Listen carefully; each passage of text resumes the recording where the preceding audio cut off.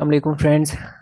We are back again with new topic जो कि current affair का है और बहुत ही ज़्यादा इंपॉर्टेंट टॉपिक है, जो कि है मेजर प्रॉब्लम्स ऑफ पाकिस्तान। आपको पता है कि पाकिस्तान जो है मल्टीपल प्रॉब्लम्स जो है फेस कर रहा है। पॉलिटिकल इंस्टेबिलिटी हो, पॉवर्टी हो, हेल्थ इश्यूज हो, क्लाइमेट कंसर्न्स हो, या इसके अलावा इकोनॉमिक क्राइसिस हो। These all issues have deeply impacted the country, requiring comprehensive strategies for resolution।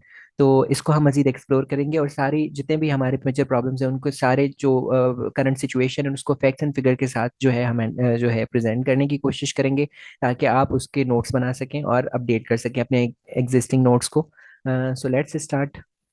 सबसे पहले पॉलिटिकल इंस्टेबिलिटी की बात करते हैं। तो आपको पता है कि जब से जो है लास्ट गवर्नमेंट जो थी पीटीआई की, जब से वो खत्म की गई है through the vote of no confidence, उसके बाद से पाकिस्तान के अंदर जो है पॉलिटिकल इंस्टेबिलिटी बहुत ज़्यादा रही है, जिसकी वजह से आपने देखा कि बहुत ज़्यादा क्राइसिस का शिकार है पाकिस्तान, चाहे इकानमिक हो, चाहे ग्लोबली हमारी इमेज की बात हो, चाहे कॉन्स्टिट्यूशनल हो। तो सारी चीज़ें चीज़ें जितनी भी आप देखें मुल्क के अंदर जो ख़राब हो रही हैं, उनका कहीं ना कहीं कनेक्शन जो है पॉलिटिकल इंस्टेबिलिटी के साथ है, जिसकी वजह से मुल्क बहुत ज़्यादा सफ़र कर रहा है। तो ये एक बहुत बड़ी प्रॉब्लम है जो मुल्क के साथ अभी मुल्क को दरपेश है।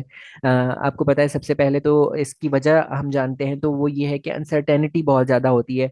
आपको पता है कि हम वी डोंट नो कि कौन कब किस टाइम चेंज हो जाए, लीडरशिप कौन कभी किसी भी वक्त चेंज हो सकती है। कोई अच्छा होता है, कोई बुरा हो सकता है, कोई बुरे से अच्छा हो सकता है, कोई अच्छे से बुरा हो सकता है। So there is so much uncertainty about the leadership. तो ये एक बहुत बड़ा क्राइसिस रहा है मुल्क के अंदर। उसके साथ साथ जिसकी वजह से क्या रहा है कि जाहिर सी बात है, जो भी पार्टीज फिर जो फेस कर रही होती हैं सेपरेशन, उनके जो फॉलोअर्स होते हैं उनकी वजह से सोशल अनरेस्ट फैलती है, लोगों का एतबार जो है इंस्टीट्यूशन से उठ जाता है, डिसएनफ्रेंचाइजमेंट का शिकार हो जाते हैं लोग, जिसकी वजह से बहुत इकोनॉमिक इम्प्लीकेशंस जो है फेस कर रहे होते हैं। इन्वेस्टर्स का कॉन्फिडेंस आपके उसमें से ख़त्म हो जाता है, आप बिजनेस कम्युनिटी का। उसके साथ साथ आपकी ग्रोथ, जॉब क्रिएशन, हर चीज़ इम्पैक्ट होती है। तो पॉलिटिकल इंस्टेबिलिटी इस टाइम मुल्क के अंदर है, क्योंकि जो मेजर पॉलिटिकल पार्टीज हैं वो आपस में लड़ रही हैं, कोई डायलॉग के तरफ नहीं जाया जा रहा, कोई एक लॉजिकल सोल्यूशन नहीं ढूंढा जा रहा। तो एक कंटिन्यू है बैटल जो है ब्लेम गेम की, और जो है इंस्टीट्यूशंस को बुरा भला कहने की। तो बहुत सारे इश्यूज जो है इसके अंदर आप कवर कर सकते हैं, जिसकी वजह से पॉलिटिकल इंस्टेबिलिटी है और उसका इम्पैक्ट आपने जाना कि बहुत ही खराब है। अगर हम पॉवर्टी की बात करें तो ये अनदर और सबसे बड़ा अलार्मिंग पाकिस्तान के लिए जो है मेजर प्रॉब्लम है, इशू है। आप देख सकते हैं अपनी स्क्रीन के ऊपर के जो वर्ल्ड बैंक रिपोर्ट है 2023 के अंदर, उसके मुताबिक पाकिस्तान की 40% पॉपुलेशन जो है वो बिलो द पॉवर्टी लाइन है। यानी कि आपकी 40% ऐसी जो है पॉपुलेशन है जो कि पॉवर्टी की लाइन से, गुर्बत की लकीर से भी नीचे जो है आ गई है। जाहिर सी बात है, जब गुर्बत बढ़ती है तो आप मुल्क के ऊपर देखते हैं कि बहुत ज़्यादा बर्डन पड़ता है, जिसकी वजह से इकोनॉमिक जो है क्राइसिस मुल्क के अंदर बढ़ता है, और यही हो रहा है इस टाइम मुल्क के अंदर। उसके अलावा अगर हम हेल्थ चैलेंजेस की बात करें तो पाकिस्तान के अंदर हेल्थ एक बहुत बड़ा चैलेंज रही है। उसके साथ साथ आप देख जानते हैं कि मुल्क के अंदर जो है हमारा हेल्थ सेक्टर, उसके ऊपर इन्वेस्ट भी बहुत ज़्यादा कम किया जाता है, जिसकी यानी कि हमारे जो बजट में एलोकेशन है वो बहुत ही ज़्यादा इंसफिशिएंट है, जो दुनिया के स्टैंडर्ड के मुताबिक 4% होनी चाहिए, उससे बहुत ज़्यादा कम है। जिसकी वजह से हमारा जो हेल्थ सेक्टर है वो बहुत ज़्यादा मतलब मुश्किलात का शिकार है। जब भी कोई हेल्थ डिजीज, कोई पेंडेमिक या डिजीज फैलती है तो हेल्थ सेक्टर कोलैप्स करने लगता है। तो Pakistan faces an unprecedented health crisis.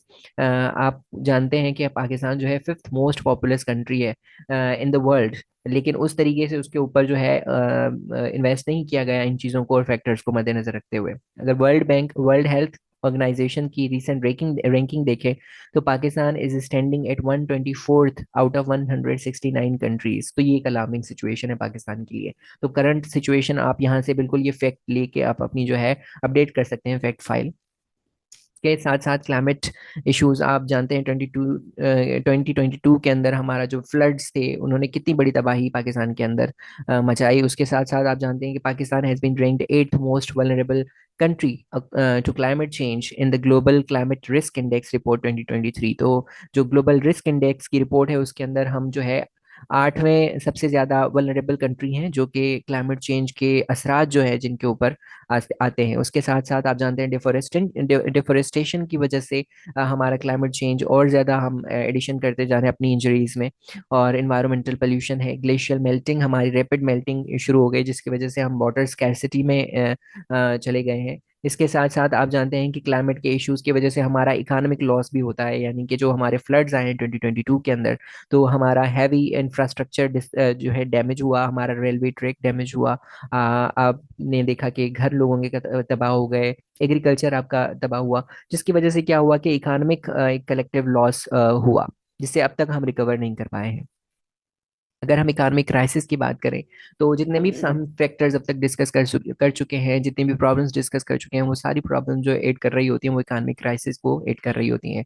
आपकी स्क्रीन के सामने इस टाइम पाकिस्तान इकोनॉमिक सर्वे 2022-23 नज़र आ रहा होगा, जिसके अंदर आप क्लियरली देख सकते हैं कि हमारी जो जीडीपी ग्रोथ है वो 6.1 से माइनस में जाके अब 0.29% पे आ गई है। उसके साथ साथ एग्रीकल्चर हमारा 4.3% पे था पिछले सालों में, और अब 2023 के अंदर हमारा वो 1.5% पे आ गया है। सर्विसेज हमारी 0.86 पे आ गई हैं 6.6 से। इंडस्ट्री हमारी माइनस में चली गई है, -294, जिसकी वजह आप जानते हैं कि जो इलेक्ट्रिक सप्लाई के इश्यूज हैं, जो रेट्स हैं इलेक्ट्रिसिटी के, उसकी वजह से जो हमारे इश्यूज हैं वो बहुत ज़्यादा जो है बढ़ गए हैं, जिसकी वजह से हमारी इंडस्ट्रीज compete नहीं कर पा रही हैं ग्लोबल इंडस्ट्रीज के साथ, और and ultimately the business investors are leaving the country, और हमारे बहुत सारे इंडस्ट्रीज बंद हो रही हैं, कपड़ों की हो, निशात, कोहिनूर, या हमारी जो है गाड़ियों की हो। तो ये सारी इंडस्ट्रीज पार्शियल या फुली बंद कर रहे हैं लोग, या एक मिनिमम प्रोडक्शन के ऊपर जा रहे हैं। इसके साथ साथ इन्फ्लेशन आपने देखा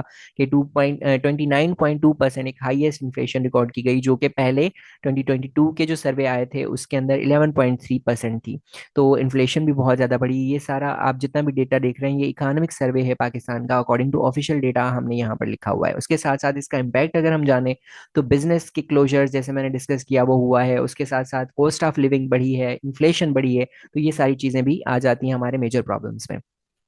एजुकेशन एंड लिटरेसी रेट की अगर हम बात करें, तो Pakistan has literacy rate of around 59% only, यानी कि 41% ऐसे लोग हैं जो कि ना लिख सकते हैं ना पढ़ सकते हैं, जिसका मतलब ये है कि हमारे मेजोरिटी जो है, मेजोरिटी का थोड़ा, मेजोरिटी से थोड़ा ही कम, जो हमारे ह्यूज मैसेज हैं वो पॉपुलेशन है वो जो है इलिटरेट है, जिसकी वजह से हम जो है कोई भी प्रोडक्शन, कोई कंट्रीब्यूशन अपनी इकानमी की तरफ नहीं कर पा रहे हैं। इसके अलावा अगर हम बात करें एजुकेशन की, तो 23 मिलियन चिल्ड्रन ऐसे हैं जो कि आउट ऑफ स्कूल हैं, जो कि पढ़ ही नहीं रहे हैं, उसमें उनमें से गर्ल्स की तादाद ज़्यादा है।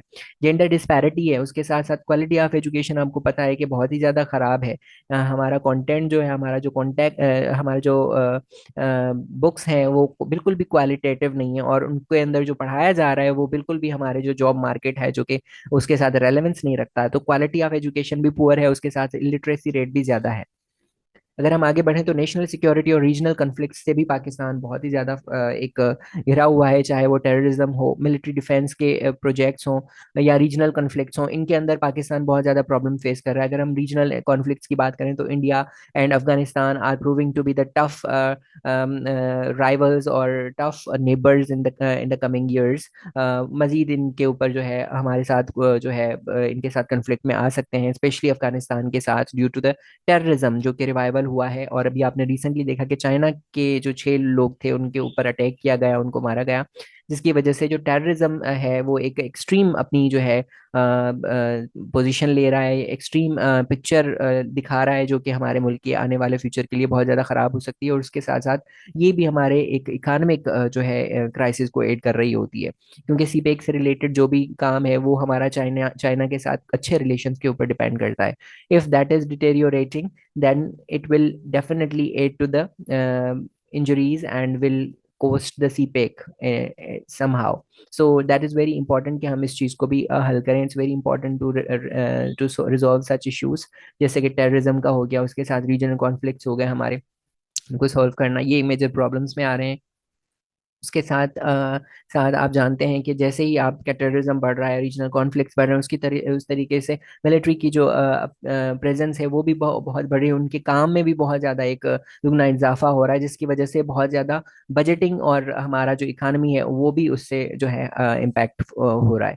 तो उसके अलावा अगर हम बात करें तो कॉन्स्टिट्यूशनल क्राइसिस में हम घिरे हुए हैं। कॉन्स्टिट्यूशनल क्राइसिस वो क्राइसिस यानी कि जहाँ पर कॉन्स्टिट्यूशन के साथ जो है कोई क्राइसिस चल रहा हो, जैसे कि आपने देखा कि इलेक्शंस जो है वो टाइम पे नहीं कराए गए। जब पंजाब और केपीके की असेंबली डिसॉल्व हुई तो 90 डेज के अंदर इलेक्शंस होने थे, लेकिन वो नहीं हुए। उसके साथ साथ जो मेजर इलेक्शंस होने थे वो भी डिले कर दिए गए, तो ये कॉन्स्टिट्यूशन के खिलाफ था। उसके साथ साथ प्रेसिडेंट ने जो प्रेसिडेंट फॉर्मर प्रेसिडेंट थे उनका जो सागा चला, जिसमें उन्होंने कहा कि हमने साइन नहीं किए, लेकिन वो फिर भी बिल जो है वो लॉ बन गया। तो ये एक अनदर कॉन्स्टिट्यूशनल क्राइसिस था।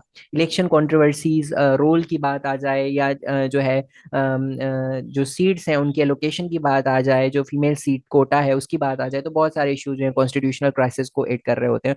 उसके साथ साथ जस्टिस अतहर मिनल्ला जो कि सुप्रीम कोर्ट के जज हैं, उन्होंने जो है ड्यूरिंग लास्ट ईयर उन्होंने कहा था कि 90 डेज का टाइम फ्रेम अगर कंप्लीट ना किया गया, the most grave violation of the constitution. तो ये एक अनदर कॉन्स्टिट्यूशनल क्राइसिस है जिसको सॉल्व करना पड़ेगा।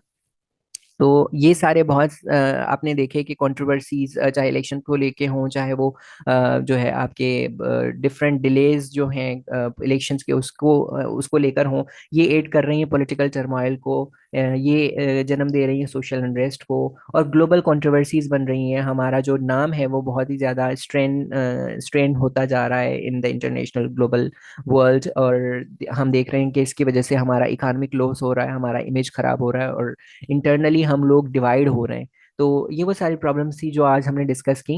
That's all for today. We will be back in the next video and will be discussing some other important topics of the current affairs and Pakistan affairs. Till then, keep watching our videos. If you are liking our content, you must subscribe to our channel. Thank you so much.